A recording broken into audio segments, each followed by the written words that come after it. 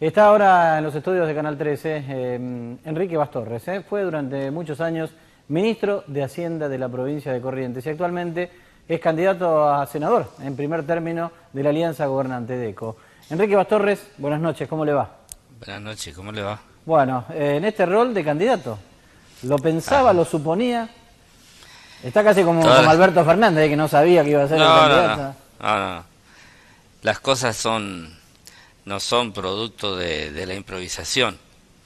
Tiene por estilo esta alianza política pensar las cosas, analizarlas y bueno, uno tiene que estar preparado y dispuesto para cualquier desafío. Un candidato a ocupar un cargo electivo. Son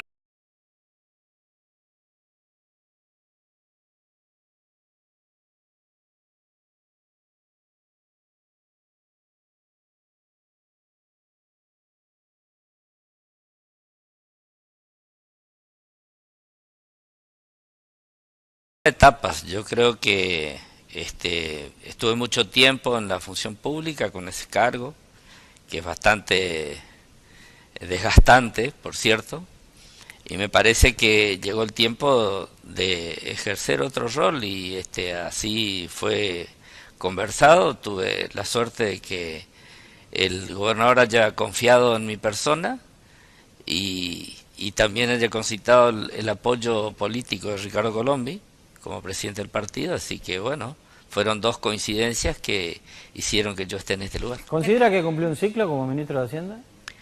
Yo creo que sí, porque las etapas que me tocó transitar en la gestión marcaron distintas épocas, ¿no? O sea, tuvieron que ver con cada época. La profunda crisis del 2001 requirió de determinados programas. Después, en la segunda etapa, había que consolidar, había que derrotar el endeudamiento crónico. Y bueno, gradualmente salimos de la crisis de endeudamiento crónico a un funcionamiento del Estado autosustentable. Y esta etapa es la que le toca. La verdad que los correntinos nos merecemos esto. O sea, hemos hecho muchísimo esfuerzo para estar en esta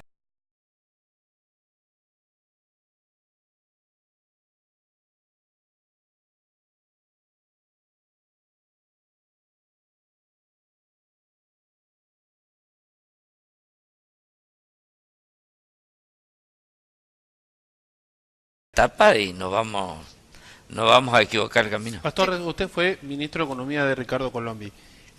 Su rival en las urnas, Barrio Nuevo, fue secretario de Economía de Camado Espínola.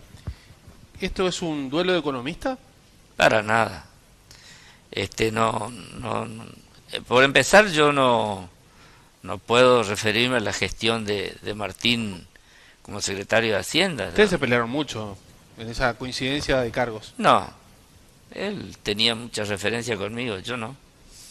Usted que conoce el trayecto económico de la provincia por haber estado en ese lugar clave, justamente un poco referenció ahora, pero ¿cuáles son las perspectivas que tiene la provincia de Corrientes? Las perspectivas económicas. Bueno, el contexto nacional no es fácil, es difícil. Enfrentamos una situación de altas tasas de interés. Hay que pensar muy bien en el proceso de inversiones, cómo accedemos al crédito, pero Corrientes tiene la posibilidad de tomar crédito para potenciar las inversiones y también tiene la posibilidad de hacer inversiones con recursos propios como lo está haciendo. Entonces, en este sentido, la etapa está bastante clara de que en cuanto la macroeconomía mejore, Corrientes va a ser una privilegiada en ese sentido, porque no existen contratiempos de otro tipo que no nos posibilite avanzar en el desarrollo, ¿no? Pastor, usted la otra vez que estuvo acá o tuvo sus reparos en cuanto a las decisiones políticas económicas nacionales, planteó el tema del fondo y dijo, la nación tendría que haber hecho como hizo Corrientes en el 2001. Ahora con el tiempo transcurrido y a esta altura de circunstancias, reafirma que se cometieron esos errores y que la circunstancia podría haber sido evitable o no. El propio gobierno nacional tiene la grandeza de asumir hacer autocrítica y referenciar sobre sus errores. Todos los días lo escuchamos al presidente Y la verdad que, y nosotros también lo hacemos, quien tiene la vocación y la intención de hacer las cosas bien, se puede equivocar. Esto es así. Y estas cuestiones de equivocaciones, porque todo el mundo habla de que en el primer año hay que hacer determinada cosa, parece una receta de manual. Yo creo que la elección de medio tiempo, al gobierno nacional lo distrajo, hubo un pecado un tanto de creerse que la situación estaba dominada, y es como los boxeadores, ¿no? Bajaron la guardia, y es ahí donde se equivocaron. Contador, en una entrevista a Ricardo Colombi, cuando le pregunté respecto de las obras emblemáticas de su gobierno, me mencionó la estación Corrientes Este y Colonia Bruñe, porque había una apuesta por mejorar la calidad energética, aún con recursos propios y sin respaldo nacional.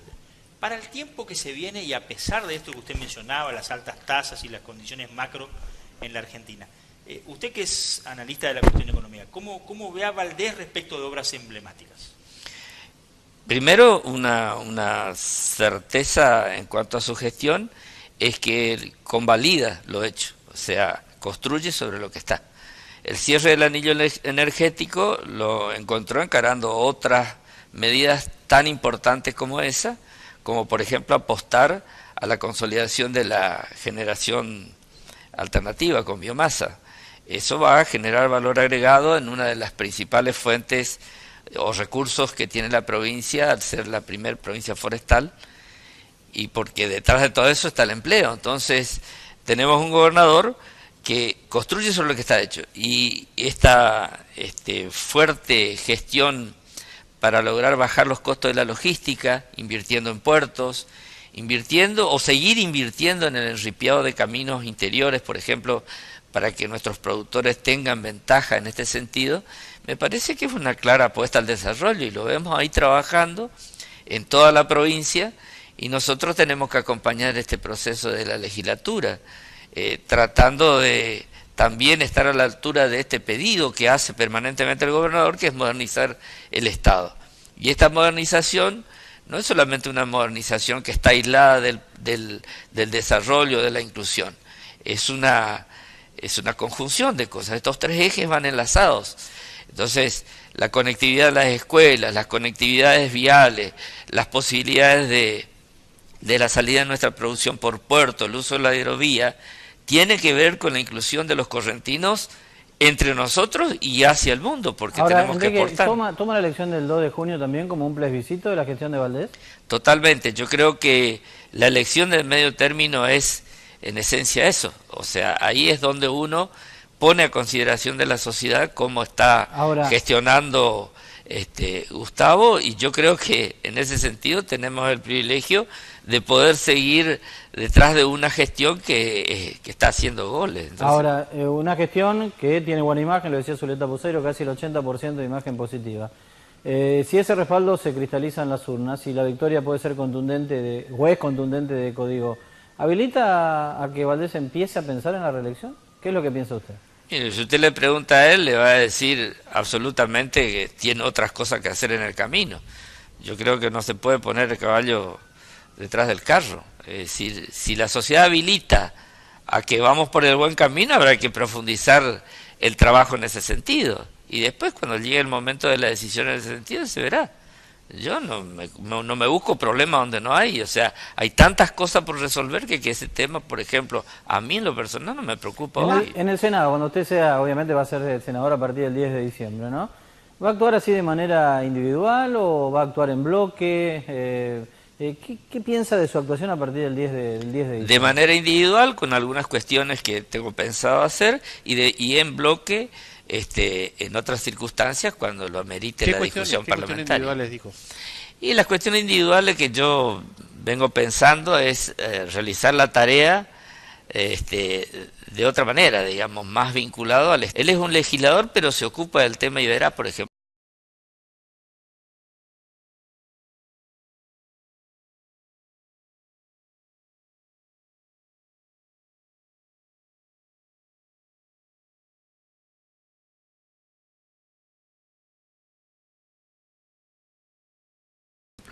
A mí me gusta eso, y hay varios temas que a mí me gustaría abordar con el mismo estilo, de la misma forma. Por ejemplo, uno. el tema del saneamiento en el interior. Agua para las zonas rurales, energía eléctrica, organización social, comunitaria, digamos, en estos lugares, y apostar muy fuertemente a la erradicación de nuestros habitantes en la zona rural para que verdaderamente este discurso inclusivo tenga una tarea en ese lugar. Y como legislador es un rol que nos compete, así que vamos a trabajar. ¿Va a votar la paridad de género? Si se da la posibilidad del debate, que yo creo que eso va a ser resuelto ahora, seguramente vamos a discutir y vamos a lograr tener una ley amplia, que se adapte, que esté a la altura de todos. ¿Qué opina? Yo creo que nosotros, ahí yo tengo una observación personal que hacer, que es que, por un lado, pienso que nosotros, la voluntad de lograr que la participación de la mujer depende de dos cuestiones. Depende de ellas y depende de las leyes. Es una cuestión encontrada. Yo prefiero pensar que depende de las leyes. Y yo digo, los municipios son espontáneos.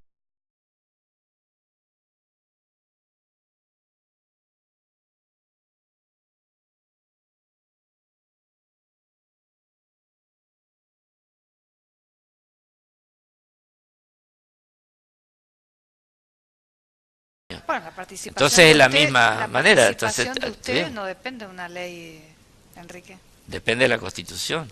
¿Qué le parece si no es ley? No, está bien, pero la participación de la mujer en mayor cantidad en las listas depende de una ley hasta que se corrija y la sociedad, digamos, naturalmente... Pero mire, los partidos políticos, y se cansó de decir el gobernador, los partidos políticos vienen ya incorporando por mitades a la mujer, y un proceso que no se termina de cerrar. Así que si la ley no se trata ahora y nos toca a nosotros, seguramente vamos a apoyar esta medida, porque es muy importante que nosotros garanticemos. Pero más allá de que salga una ley, está la otra parte que es el respeto a que las mujeres vayan ganando terreno y se equiparen verdaderamente. No, lo que hace falta es que le abran la tranquera, digamos.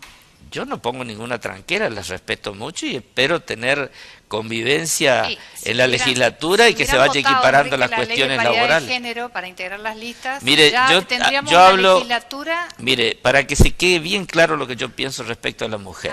Yo fui el autor de una ley que hace que las mamás tengan más licencia, el agente público, digamos, la trabajadora del Estado, tenga más licencia para que el chico esté más tiempo tomando la teta. Así que estas son las cosas que yo pienso y estas son las cosas que diga, porque uno tiene que recostarse sobre lo actuado, sobre lo que hizo, más por las cosas que se dicen, digamos. En lo personal, ¿cómo es esto de someterse a la voluntad popular? Más allá de que son listas, que son esquemas de trabajo, ¿es la primera vez que usted participa en un cargo electivo? ¿Ya lo hizo antes? ¿Y cómo lo siente a la hora de no depender, digamos, de alguien que lo nombre, sino de depender de que lo voten? Mire, yo he participado en muchas oportunidades en cargos electivos de todo tipo, en organizaciones empresarias, y también como concejal constituyente, como concejal 2 veces y como concejal constituyente también. Y después distintas elecciones de todo tipo.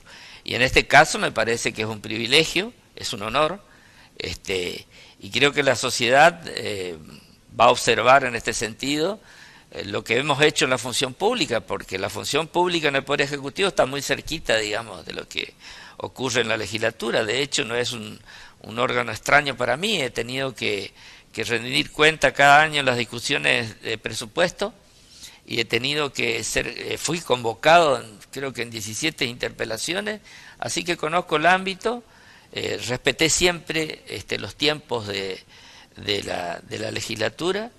Ustedes no ¿Usted se considera más político o técnico? Las dos cosas, porque tanto estar en este tema, uno va en común, siempre tiene que tener la capacidad de aprender.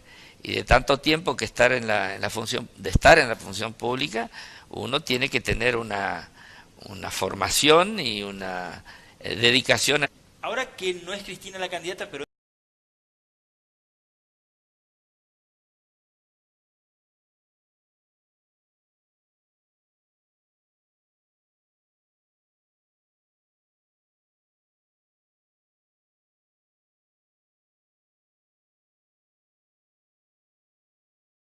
Alberto Fernández. Usted lo trató como jefe de gabinete en algún momento, así que sabe que mucha gente lo ve como un moderado. ¿Cree que va a haber un efecto tranquilizador sobre el mercado? El mercado actúa de distintas maneras. Existen cuestiones macroeconómicas que no están aún resueltas en Argentina y yo creo que esto es lo de fondo. La crisis de confianza viene porque los argentinos no solamente estamos observando la administración de nuestro país, sino el comportamiento de todos en conjunto. Por eso acá es muy valioso el criterio de gobernabilidad, este gran capital que tenemos donde el equipo de trabajo de la alianza que gobierna se cuida de que la confianza, que se sostenga la confianza. Y esto me parece que es un camino que tendría que transitar la Argentina, porque eso es lo que nos garantiza que los mercados reaccionen positivamente. Enrique Bastorre, muchísimas gracias. No, gracias a ustedes.